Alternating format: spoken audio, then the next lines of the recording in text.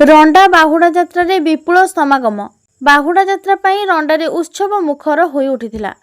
रंगेईलुंडा block रंडा पाठागार स्थित गुंडीचा मंदिर रे 4:30 बेले आलती करा जाय चतुर्धा मूर्ति को पहंडी रे रथ को अणा जायथिला। प्रमोद साहू छेरा पहरा कार्य करथिले। जगन्नाथ मंदिर परिचालना कमिटी सभापति भागवत साहू रथटणार शुभारंभ करथिले। रथटଣା समय 2000 रु अधिक भक्तों भिड़ जमिथिला।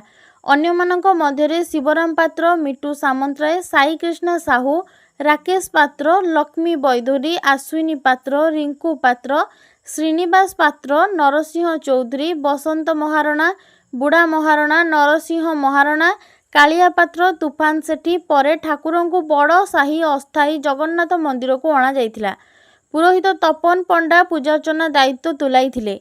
शंख महुरी घंटस्थल डंबुर बाइदरे धूमधाम रे बाहुड़ा यात्रा पालन होइथिला। रंगेईलुंडारू सुकांत कुमार दास को रिपोर्ट, ओडिशा दर्पण।